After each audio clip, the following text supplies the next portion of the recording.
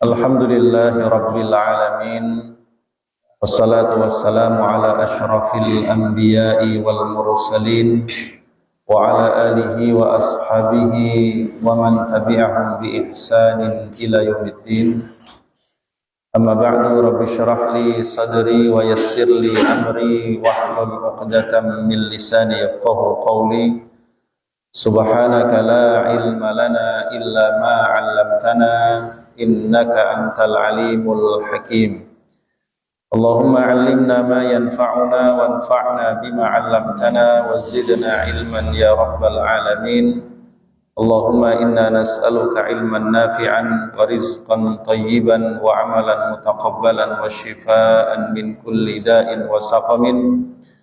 Allahumma inna na'udzubika min qalbin la yakhsha' wa min ilmin la yanfa' wa min nafsin la tashba' wa min da'watin la yustajabu laha. Ma'asyiral muslimin, jamaah salat subuh yang dimuliakan Allah Subhanahu wa taala. Kita bersyukur kepada Allah, pagi hari ini kita kembali dipertemukan dalam keadaan sehat walafiat, dimudahkan melaksanakan kewajiban kita yaitu salat subuh, bahkan bisa berjamaah di masjid. Kita juga bersyukur kepada Allah atas nikmat dan karunia-Nya. Allah telah berikan kita kesempatan melewati bulan Ramadan dengan penuh kebaikan, penuh ketaatan dan keikhlasan. Karenanya mudah-mudahan taqabbalallahu minna wa minkum. Semoga Allah menerima semua amal ibadah kita semuanya, baik sholat kita, puasa kita, tarawih, sedekah, dan semua amal ketaatan yang kita laksanakan selama bulan Ramadan. Ya, karena ini pertemuan perdana setelah bulan Syawal, ya, ikan bawal diasinin, Pak. Mumpung masih bulan Syawal, mohon dimaafkan lahir dan batin. Ikhlas ya Pak ya? Ikhlas. Kita doakan saudara-saudara kita, tetangga kita, jamaah kita yang mungkin Allah sedang uji dengan sakit, semoga Allah sembuhkan sakitnya. Yang Allah uji mungkin sedang ada persoalan, apapun persoalannya, semoga Allah berikan kesabaran dan diberikan jalan keluar yang terbaik. Yang sedang berusaha mengais rizki untuk kebutuhan keluarganya, pendidikan anaknya, atau untuk kebutuhan lainnya yang penting dan urgent, semoga Allah lapangkan rizkinya insyaallah. Dan bagi saudara-saudara kita, jamaah kita yang sudah lebih dulu dipanggil oleh Allah Subhanahu wa taala, wabil khusus kabarnya ada jamaah kita yang baru saja meninggal, Bapak Husni. Ya, semoga Allah ampuni dosa beliau dan dosa orang-orang yang telah mendahului kita. Allah terima semua amal soleh dan amal ibadahnya, dan semoga ditempatkan oleh Allah di tempat terbaik di sisinya insyaallah. Ala hadhihi niyyah wa ala kulli niyatin salihah. Al-Fatihah. A'udzu billahi minasyaitonir rajim. Bismillahirrahmanirrahim. Alhamdulillahirabbil alamin, arrahmanir rahim, maliki yaumiddin. Iyyaka na'budu wa iyyaka nasta'in. Ihdinas siratal mustaqim, siratal ladzina an'amta 'alaihim ghairil maghdubi 'alaihim waladdallin. Amin. Bapak-bapak jamaah yang dimuliakan Allah Subhanahu wa taala, pagi hari ini kita akan membahas surah Al-Mutaffifin. Surat keberapa ya? Al-Mutaffifin. Silakan yang bawa Quran bisa dibuka. Surat ke-83. Al-Mutaffifin artinya orang-orang yang curang. Halaman 587. Ya, pagi hari ini insyaallah kita akan membahas mungkin ayat 1 sampai 4 saja, ayat 1 sampai 6 ya. Karena ini ayatnya cukup panjang dan memiliki 4 bagian tema yang insya Allah kita bahas ya, satu persatu insya Allah. Sudah ketemu? Kalau sudah, mari sama-sama kita baca, dimulai dengan ta'awudz, lalu kita baca ayat 1 sampai dengan 6. A'udzu billahi minasy syaithanir rajim. Bismillahirrahmanirrahim.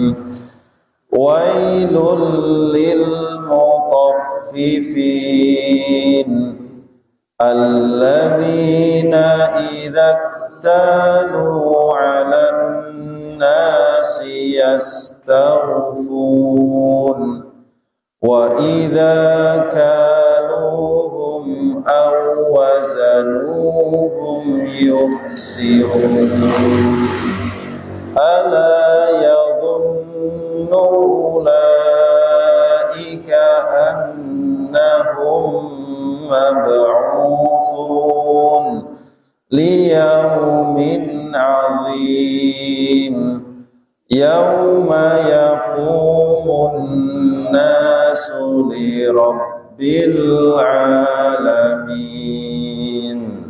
Shadaqallahu. Wailun lil mutaffifin. Wailun, celakalah, lil mutaffifin, bagi orang-orang yang curang. Alladzina idza iktalu 'alan nasi yastawfun, yaitu orang-orang yang apabila menerima takaran dari orang lain maka mereka minta dicukupkan. Wa idza kaluhum aw wazanuhum yufsirun, dan apabila mereka yang menakar atau menimbang untuk orang lain mereka mengurangi. Ala yadhunnu ulaika annahum mab'utsun, tidakkah mereka itu mengira bahwa sesungguhnya mereka akan dibangkitkan, liyaumin azim, pada suatu hari yang amat besar, yauma yaqumun nasu lirabbil alamin, yaitu pada hari ketika semua orang bangkit menghadap Tuhan seluruh alam. Nah, ini jamaah rahimakumullah, surah Al-Mutaffifin ayat 1 sampai dengan 6. Kalau kita tadabburi, kita fahami, kita resapi maknanya, ya, insya Allah akan memberikan pelajaran yang sangat besar bagi kehidupan kita dan akan berperan penting dalam meluruskan akhlak kita, baik sebagai individu maupun sebagai salah satu anggota dari masyarakat. Karena Islam ini tidak hanya diturunkan untuk 1-2 orang saja, tetapi diturunkan untuk mengatur kehidupan manusia secara keseluruhan. Islam adalah satu kesatuan sistem, aturan, dan perangkat yang kalau dia diterapkan maka dia memperbaiki seluruh aspek kehidupan manusia, mulai dari sisi akidah atau keyakinannya, memperbaiki sisi ibadahnya, termasuk juga memperbaiki sisi muamalah. Muamalah itu hubungan antar sesama manusia, ada hubungan sosial, ada hubungan budaya, ada hubungan ekonomi, ada hubungan apalagi kesenian, ada hubungan politik, macam-macam. Ada hubungan keluarga, ada hubungan kekerabatan. Ini semua diatur oleh Islam supaya kehidupan itu berjalan dengan baik, ya, manusia masing-masing mendapatkan haknya, tidak ada yang terzalimi, sehingga semua merasakan bahagia di dunia, terlebih lagi di akhirat. Nah, surah Al-Mutaffifin ini jamaah rahimakumullah adalah salah satu surah Makkiyah, artinya diturunkan sebelum hijrah. Bahkan ada ulama mengatakan inilah surat terakhir yang Allah turunkan di Mekah sebelum pindah hijrah ke Madinah. kecuali ada beberapa ayat, sekitar 8 ayat. Ada pula yang mengatakan bukan, ini surat ini justru suratnya Madaniyah, yaitu yang diturunkan setelah hijrah, tapi termasuk yang awal-awal diturunkan di Madinah. Ala kulli hal jamaah rahimakumullah, surat ini secara kandungan dari ayat 1 sampai dengan ayat yang terakhir, ayat 36 itu tema-temanya lebih erat dengan tema-tema akidah. Di sini memang diawali ayat 1 sampai 6 tentang ancaman bagi orang-orang yang curang. Dan ancaman itu kemudian disebutkan ancaman akhirat. Liyaumin azim, hari yang sangat besar. Kemudian nanti disambung bagian kedua dari surat ini, ayat ke-7 sampai 17 itu berbicara tentang orang-orang yang jahat, yang disebut al-fujjar. Apa sebabnya mereka menjadi orang jahat dan bagaimana kelak nasibnya di akhirat. Apa saja ancaman yang Allah berikan kepada mereka. Lalu disambung ayat ke-18 sampai dengan 28 berbicara sebagai perbandingan. Kalau tadi orang jahat, sekarang bahas orang baik. Kalau tadi al-fujjar, maka di ayat 18 sampai 28 itu al-abror. Orang-orang yang luar biasa baik. Bagaimana mereka jadi orang baik dan apa saja balasan yang Allah sediakan bagi mereka. Lalu surat ini bagian keempatnya ditutup dengan ditunjukkan kepada kita suatu pemandangan bagaimana interaksi di dunia antara orang yang jahat, yang di situ didominasi orang-orang kafir, dengan orang-orang yang baik, didominasi orang-orang beriman.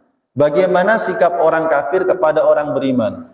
Di dunia Allah menggambarkan orang kafir mengejek-ngejek orang beriman, menertawakan orang beriman, menyudutkan orang beriman. Kelak di akhirat Allah balik. Mereka yang ditertawakan, mereka yang diejek oleh orang beriman. Begitulah sunnatullah yang diberlakukan kepada hamba-hambanya di dunia ini. Baik, masyarakat muslimin jamaah rahimakumullah. Sebagaimana tadi kami sampaikan di awal, surat ini sebagaimana riwayat Abdullah bin Abbas radhiyallahu anhuma disebutkan ketika Rasulullah sallallahu alaihi wasallam tiba di kota Madinah, hijrah dari Mekah ke Madinah. Orang Madinah saat itu baru masuk Islam sekitar 1 tahun atau 2 tahun, Pak. Baru masuk Islam 1 tahun atau 2 tahun. Baru yang masih dibilang mu'alaf. Belum banyak ngerti tentang hukum. Belum banyak ngerti tentang halal haram. Apalagi saat itu syariat Islam belum sempurna. Maka ketika Rasul tiba di kota Madinah, orang Madinah itu adalah orang yang paling buruk dalam transaksi ekonomi, alias suka curang, baik dalam timbangan ataupun takaran. Lalu dibacakanlah kepada mereka surah Al-Mutaffifin, yang langsung dari awal sudah berupa kalimat ancaman yang keras. Wailun lil mutaffifin. Wailun itu artinya celaka, secelaka-celakanya, binasa, rugi, itu wailun. Lil mutaffifin, bagi orang-orang yang curang.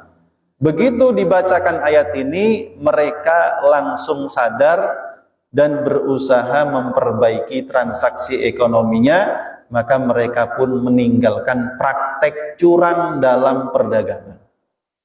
Nah ini, karena itulah kemudian akhirnya mereka, orang-orang Madinah yang kemudian dikenal dengan sahabat-sahabat Ansor, menjadi manusia-manusia terbaik.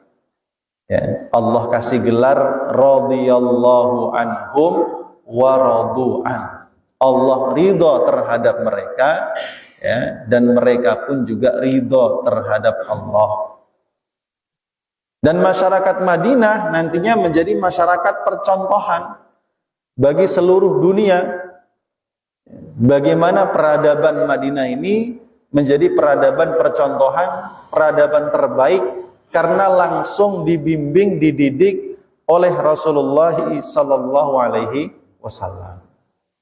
Nah, jadi kita bisa juga Pak jadi seperti mereka. Syaratnya tadi, begitu dibacain ayat langsung sadar, langsung berubah. Insya Allah kita juga bisa menjadi masyarakat terbaik. Artinya ini bukan cuman hak mereka saja, ini bukan hanya keutamaan bagi mereka saja, kita pun bisa. Yang penting kita bisa melakukan apa yang mereka lakukan. Nah, ini kan kalau kita nengok berita di TV kan susah kita Pak. Beritanya tuh kalau nggak orang selingkuh, apalagi Pak? Orang saling bunuh, apalagi tawuran kalau di Depok nih, macet, ya kan, korupsi, apalagi? Gak ada yang enak berita. Ya. Jadi kalau kita nengok berita itu, makin lama bukan makin senang, makin susah, ya kan? Makanya jangan banyak-banyak nengok berita Pak, ngaji aja biar senang. Wailun lil mutaffifin, celakalah orang-orang yang curang. Ya. Nah, ini satu-satunya ayat gitu ya, atau salah satu di antara sekian surat yang dimulai dengan kalimat celaan yang sangat keras begini, wailun lil mutaffifin. Satu lagi wailun apa? Wailul likulli humazatil lumazah. Ini baru mulai surat gitu kan, baru baca bismillahirrahmanirrahim langsung kalimatnya keras, wailun. Kan menandakan ada sesuatu yang sangat penting yang harus diperhatikan. Ini menandakan ada satu bahaya besar, alarm ini ya, Allah berikan kepada orang-orang yang beriman. Wailun lil mutaffifin, celakalah ya, orang-orang yang curang. Siapa itu orang yang curang? Alladzina idzaktalu 'alan nasi yastawfun. Alladzina orang-orang idzaktalu kalau mereka belanja, ya kan? Beli beras yang ditakar-takar tuh apa Pak? Beras, tepung, gula, ya kan? Minyak atau yang ditimbang. Kailun artinya takaran, mizan artinya timbangan. Ada yang kiloan, ada yang literan. Ya. Kalau belanja minta dipenuhi. Oh. Timbangannya diawasi, awas geser dikit.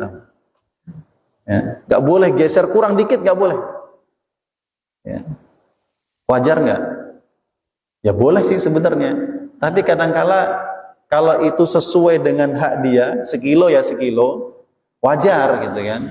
Ini persoalannya sekilo, tambah dikit deh. Nah. Ngelunjak gitu.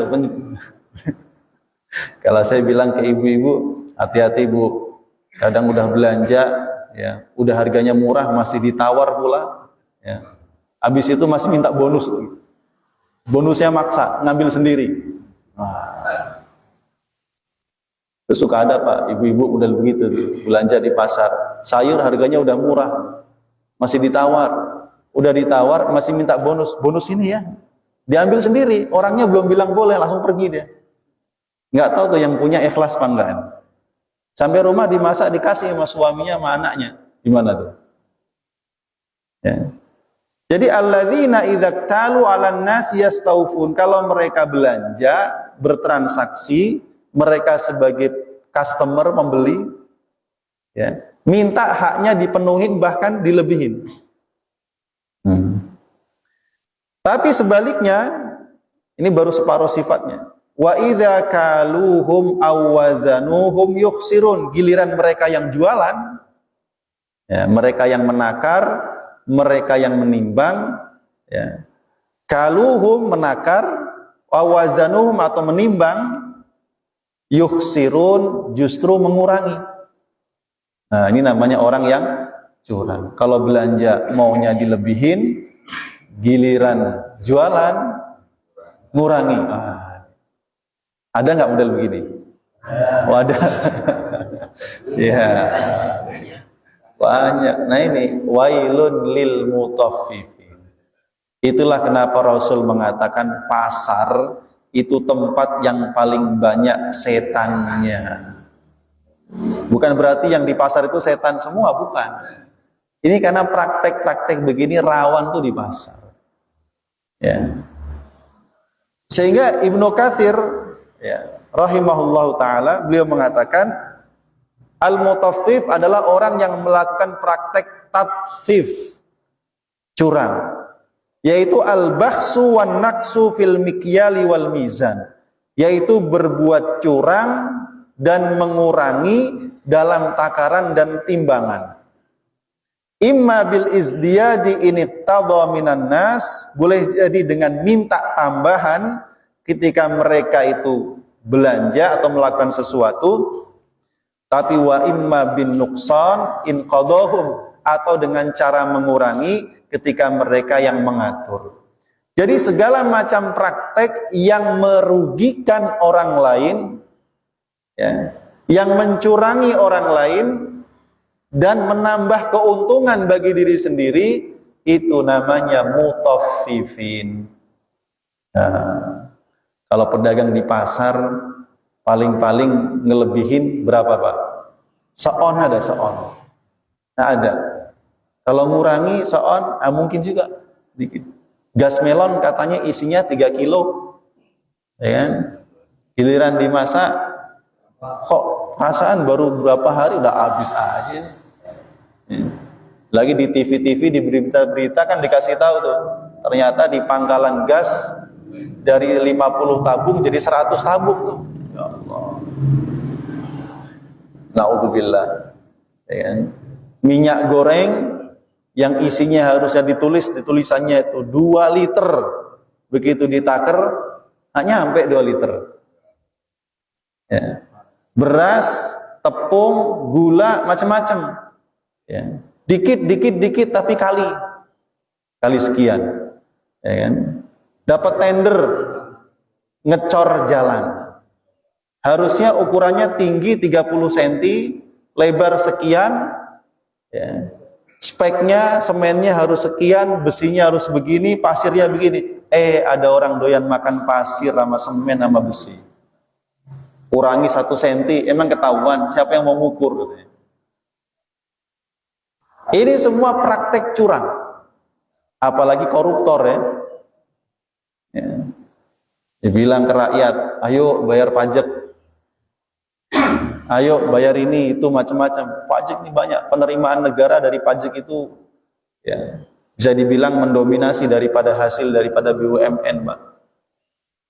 Ya. Dikorupsi juga. Nah ini yang semua praktek yang mencurangi hak orang lain dan menambah keuntungan bagi diri sendiri, ini masuk dalam kategori al-mutaffifin. Allah ancam, wailun, celaka. Halakun, wailun itu artinya celaka. Halakun, binasa. Ya. Khusran, rugi. Dan itu pasti. Ya. Karenanya ma'asyiral muslimin jamaah rahimakumullah, ini ancaman yang sangat berat dari Allah Subhanahu wa taala. Karenanya Allah dalam Al-Qur'an itu benar-benar memerintahkan, menginstruksikan kepada hamba-hambanya untuk memenuhi amanah baik dalam takaran ataupun timbangan. Dalam surah Al-An'am 152 Allah berfirman, wa auful kaila wal mizana bil qisti, dan sempurnakanlah oleh kalian takaran dan timbangan dengan adil, baik ketika engkau belanja ataupun ketika jualan. Wa auful kaila idza kiltum wazinu bil qistasil mustaqim, Al-Isra 35, dan sempurnakanlah oleh kalian takaran jika kalian menakar, dan timbanglah dengan timbangan yang adil dan lurus. Wa aqimul wazna bil qisti wa la tukhsirul mizan, surah Ar-Rahman ayat 9. Tegakkanlah timbangan itu dengan adil dan jangan mencurangi timbangan. Sampai-sampai ada zaman dulu seorang nabi namanya Nabi Syuaib. Diperintahkan oleh Allah berdakwah kepada kaumnya karena kaumnya ini tersesat menyembah berhala. Ya, dari sisi akidah, keyakinan menyimpang, menyembah berhala. Sehingga pasti praktek ibadahnya menyimpang. Ibadahnya itu bukan untuk Allah tapi untuk berhala. Kalau motong kurban bukan untuk Allah tapi untuk berhala. Dan ada penyimpangan besar dalam kehidupan mereka, yaitu mencurangi timbangan dan takaran. Namanya Nabi Syuaib yang diutus oleh Allah mendakwai mereka, mengingatkan. Nabi Syuaib mengatakan kepada kaumnya, fa'auful kaila wal mizana wa la tabkhasun nasa asya'ahum. Sempurnakan oleh kalian takaran dan timbangan, dan jangan mencurangi dan merugikan orang lain atas hak-hak mereka. Ya. Wala tanqusul mikyala wal mizan inni arakum bi khairin wa inni akhafu alaikum adzab yaumin muhit. Diingatkan lagi, ayo jujur, jangan curang. Saya takut kalau kalian terus begini, Allah menimpakan kepada kalian azab yang disebut azab yaumin muhit. Azab pada hari yang semua makhluk akan diliputi dengan kekacauan itu, yaitu hari kiamat. Ya. Sehingga di sini disebutkan, beliau mengatakan wala ta'tsau fil ardi mufsidin, janganlah berbuat kerusakan di muka bumi. Jadi curang itu salah satu praktek berbuat kerusakan di bumi. Mungkin yang curang bilang begini, Pak, Allah Ustaz, yang curang juga cuman saya, dikit doang. Itu. Tapi semua orang mikirnya begitu, Pak. Jadi semuanya curang jadinya. Ketika itu sudah ada kecurangan begini, maka praktek ekonomi menjadi rusak. Akhirnya ada yang punya duit gede, barang-barang diambil banyak, ditimbun, tiba-tiba langka aja. Susah nyari gas kemana-mana, Pak. Susah nyari minyak kemana-mana. Susah nyari kedelai kemana-mana. Susah. Rupanya bukan gak ada, ditimbun.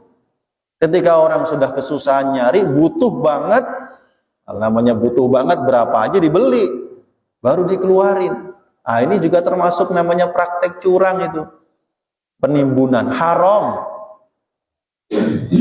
Ya, haram, tak boleh. Ya. Nah, ma'asyiral muslimin jamaah rahimakumullah.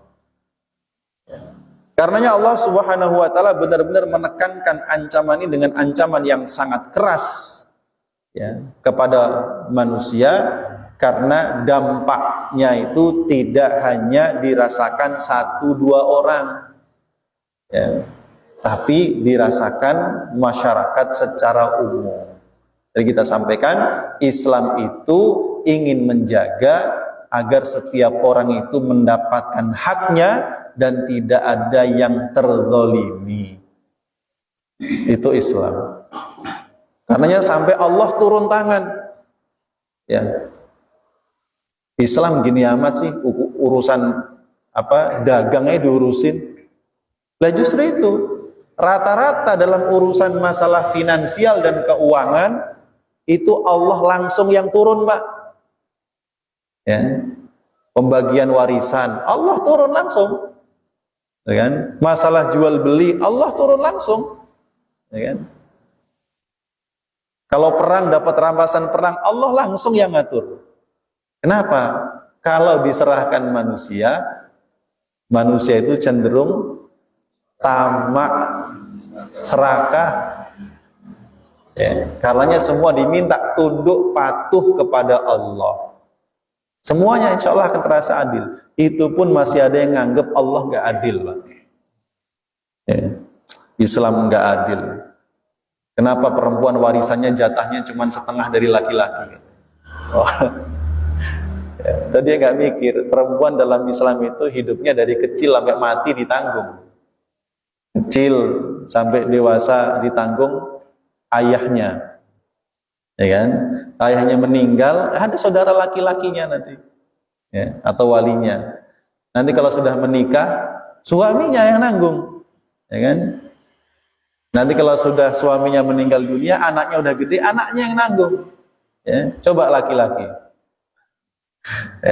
Tanggung paling sampai apa, Mbak? Ya kalau sekarang selesai kuliah kerja, ya itu. Ada yang nggak kuliah langsung kerja, ya itu.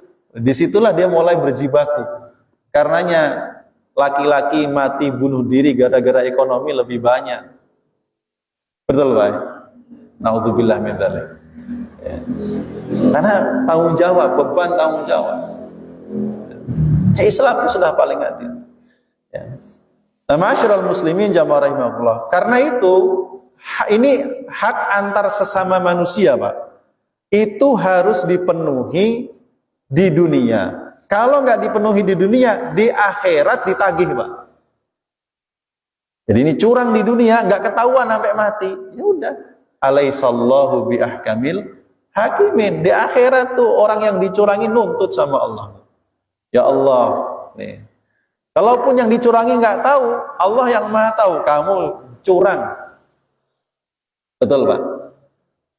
Kalau berkaitan antara hubungan kita dengan Allah saja, Pak, asal kita mau istighfar, nyesel, taubatan nasuha, dihapus dosanya sama Allah, Pak. Tapi kalau dosa antara kita dengan sesama manusia, hubungan muamalah, itu tidak bisa selesai dengan taubat.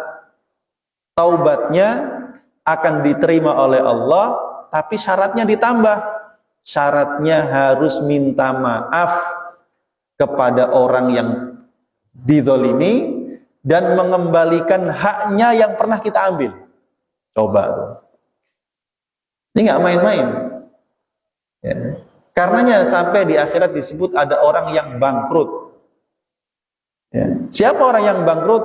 Dia datang di hadapan Allah nanti di akhirat bawa pahala sholat, pahala puasa, hajinya 5 kali, umrohnya tiap tahun. Nggak cuma tiap tahun, tiap 2 bulan sekali, Mak. Saking kayanya. Cuman kayanya itu dari hasil suap diterima, ya kan? Korupsi doyan, makan besi, makan pasir, makan semen doyan, sampai makan darah manusia juga doyan, lintah darat katanya. Ya, kaya. Pahala ibadahnya banyak. Tapi dia juga datang dengan membawa dosa, pernah mencaci orang lain, mencela orang lain, pernah makan harta orang lain, loh coba. Bahkan pernah menumpahkan darah orang lain. Ya. Ini nggak bisa, mau masuk surga tertahan. Pahalanya itu nggak bisa ngatrol dia. Kenapa? Masih ada hak orang lain yang belum beres. Karenanya orang seperti ini pahala sholatnya, puasanya, dan ibadah-ibadahnya itu diambil untuk menutupi tadi itu kecurangannya waktu di dunia. Ya. Kalau pahalanya tidak mencukupi, Pak, karena terlalu banyak yang dicurangi, maka dosa orang yang belum dapat jatah tadi diambil, ditimpakan kepadanya. Bangkrut nggak tuh? Bangkrut, Pak. Orang bangkrut itu hartanya habis, asetnya habis, rumahnya habis, utangnya masih banyak. Bangkrutnya. Ini orang pahalanya habis, bis nol. Tapi justru dosanya ditambah. Na'udzubillahi min dzalik.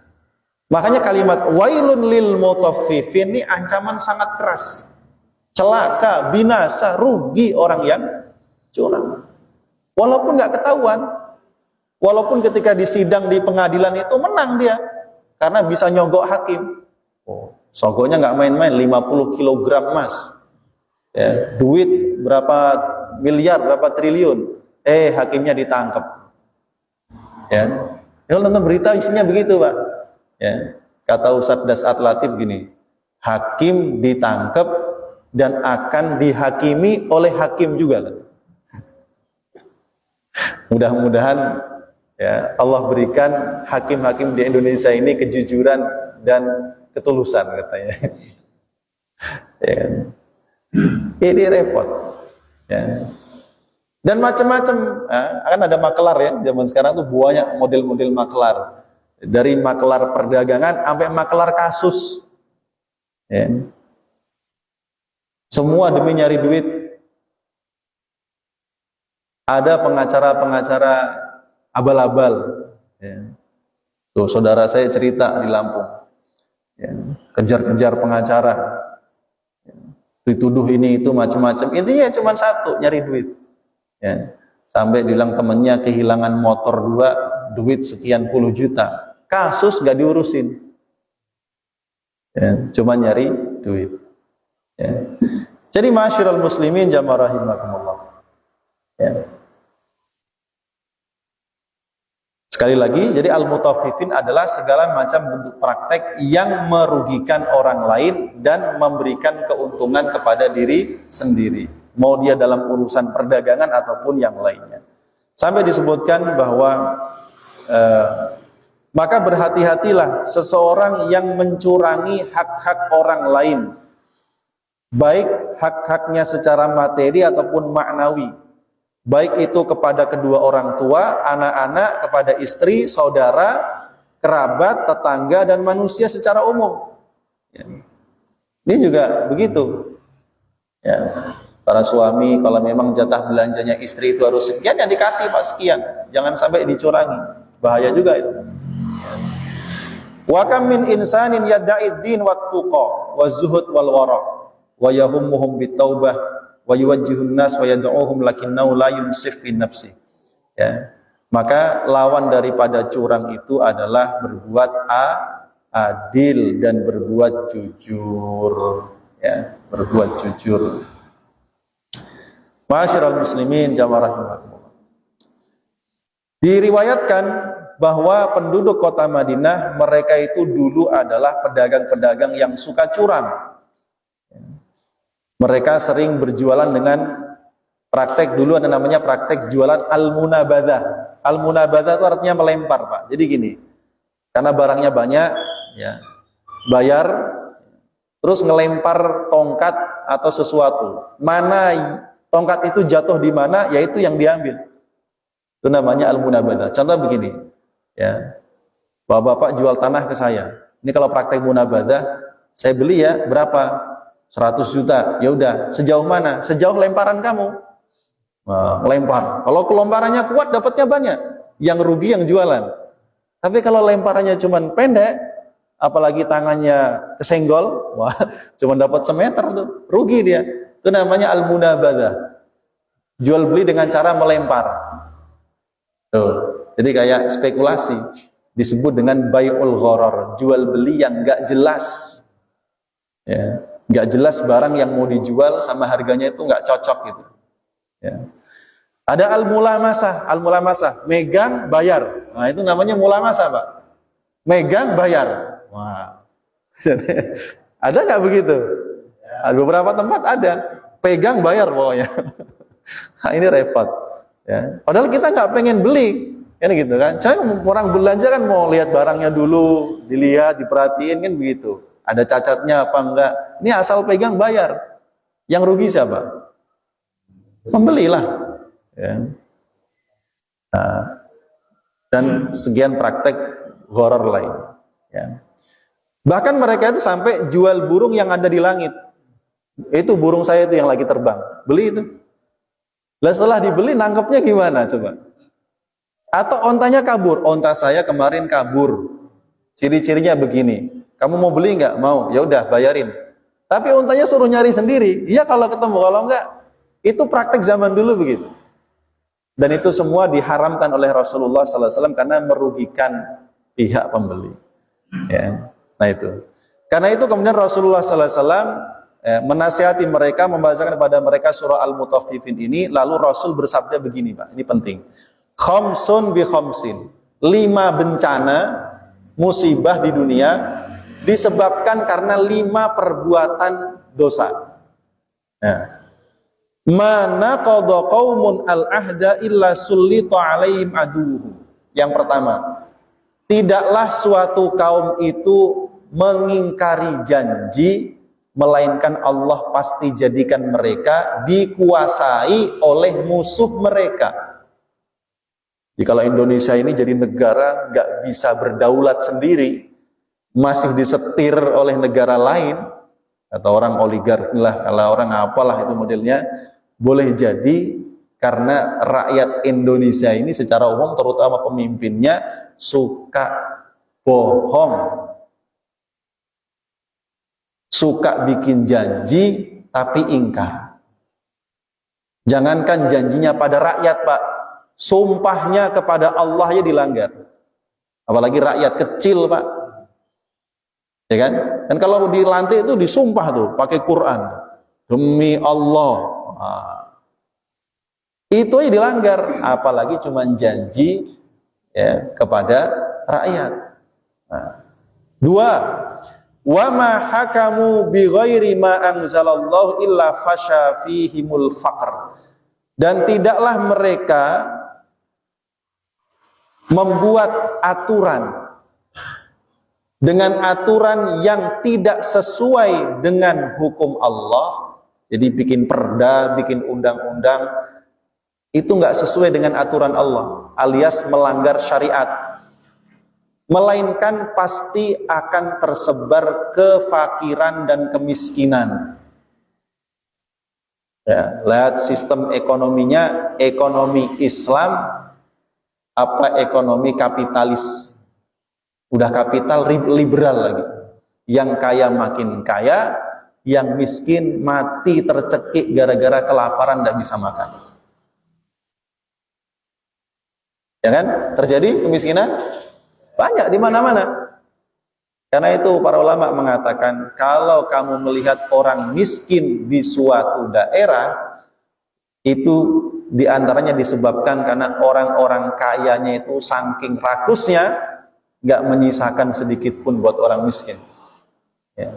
Dan gitu nggak mau sedekah dan lain sebagainya, nggak mau zakat. Ya. Yang ketiga, wala dhaharat fihimul fahisyah illa fasha fihimul maut. Dan tidaklah muncul dengan jelas di antara mereka al-fahisyah, perbuatan keji. Keji itu di sini fahisyah bisa keji kotor dalam ucapan, bisa keji kotor dalam perbuatan, dan fahisyah itu lebih sering diidentikan dengan perbuatan zina dan kawan-kawannya. Perzinahan, perselingkuhan, ya, suka sesama jenis, macam-macam, ya. Sampai makanya ada muncul film Si Walid, Pak. Tahu Si Walid, Pak? Bapak nggak tahu Walid. Ya Allah. Apa yang terjadi? Akan tersebar di antara mereka kematian. Ya kan?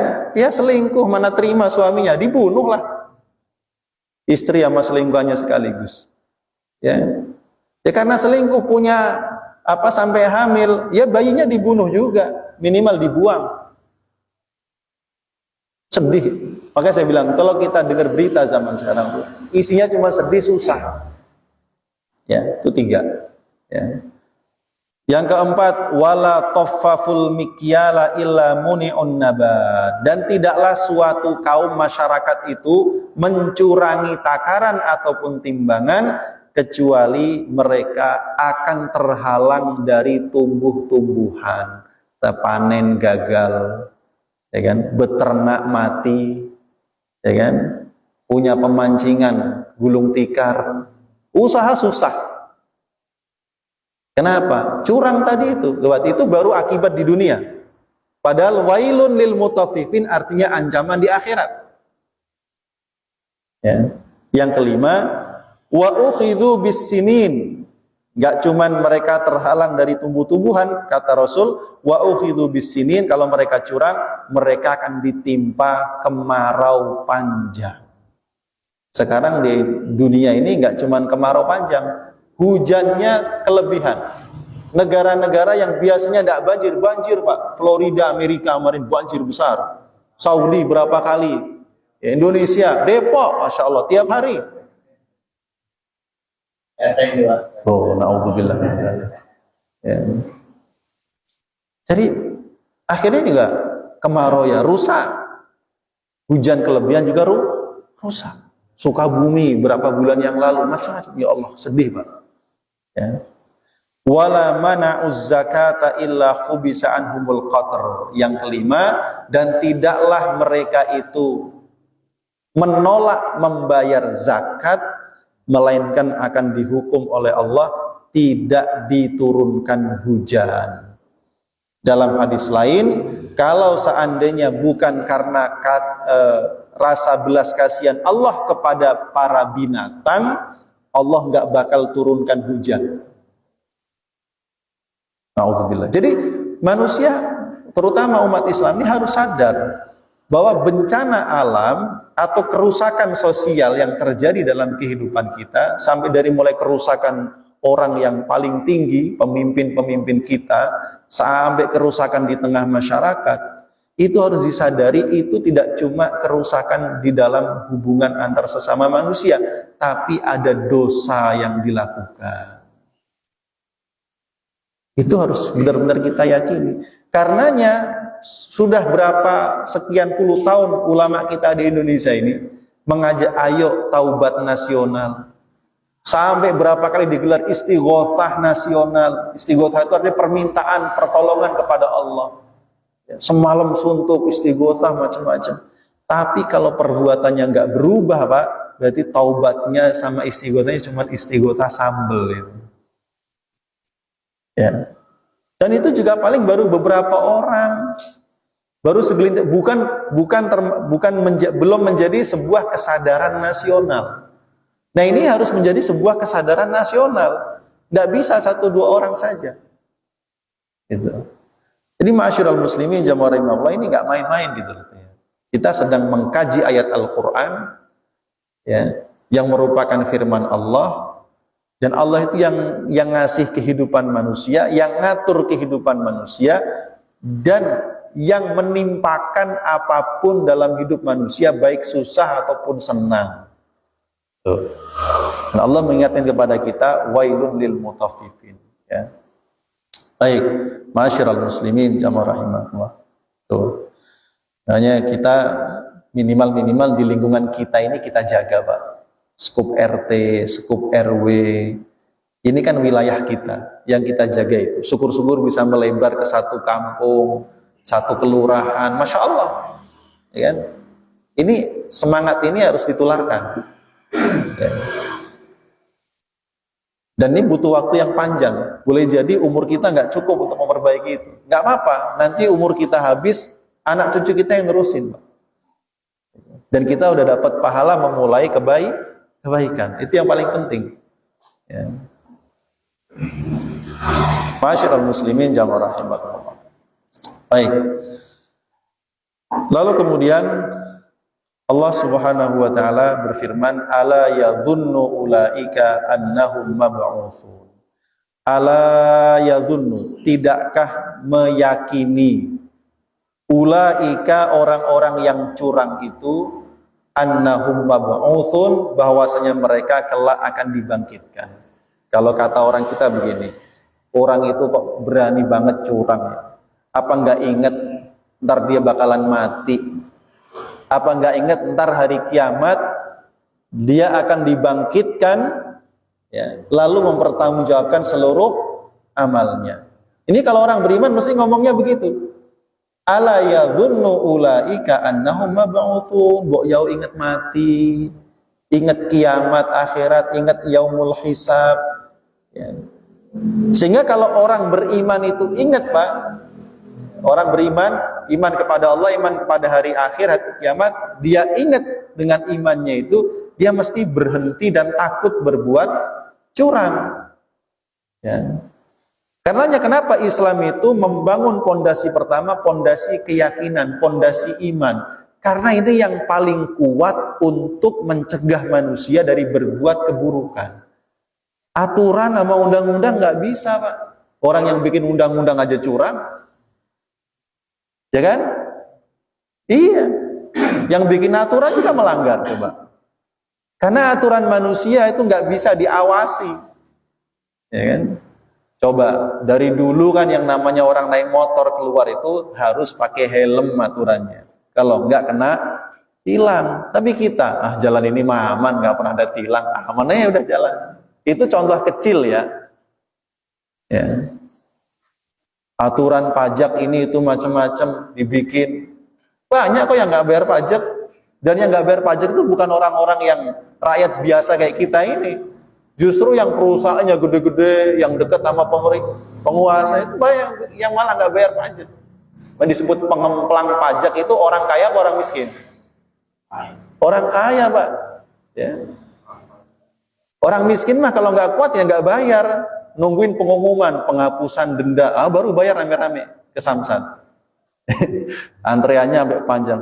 Ya itu wajar, namanya rakyat. Makanya dulu ada usulan menghapus pajak motor untuk apa itu, ya itu masuk akal. Orang hidup buat makan sehari-hari aja susah kok masih dikenai pajak kendaraan pakai progresif pula. Ya kan? Ya susah lah rakyat. Nama kita ini jadi komoditas politik aja, Pak. Siapa kemarin yang ngasih keringanan begitu? Besok pilih lagi. Ya mudah-mudahan dia jujur beneran itu. Kalau enggak repot, kita cuma jadikan alat aja. Ya, itu begitu. Ini ala yadhunnu ulaika annahum mab'utsun. Pondasi pertama itu iman. Ya. Tapi kalau orang itu benar-benar pondasi imannya kuat, nggak usah pakai aturan undang-undang juga dia lurus. Karena takutnya bukan kepada polisi, takutnya bukan kepada pengadilan, takutnya bukan karena penjara. Lebih dari itu, takutnya itu kena siksa kubur, kena azab Allah di dunia, apalagi di akhirat. Itu dengan sendirinya lurus, Pak. Nggak berani curang. Makanya orang Islam, orang beriman itu polos, Pak. Ya. Ditawarin. Ya. Udahlah, beresin aja, ntar saya kasih 100 juta. Nggak mau. 100 juta kok nggak mau, polos dia. Gitu. Anak imannya itu membentengi. Ya, nggak akan berani dia berbuat curang. Tuh. Ala yadhunnu ulaika annahum mab'utsun. Ya. Kenapa? Karena dia ingat kelak dia akan dibangkitkan. Nah, orang-orang yang berbuat curang itu berarti mereka tidak ingat dan tidak sadar bahwa kelak mereka akan dibangkitkan. Ya, orang-orang kafir jelas nggak tahu. Makanya mohon maaf, negara-negara yang sekarang besar dari sisi ekonomi itu rata-rata negara non-muslim, penguasa pasar.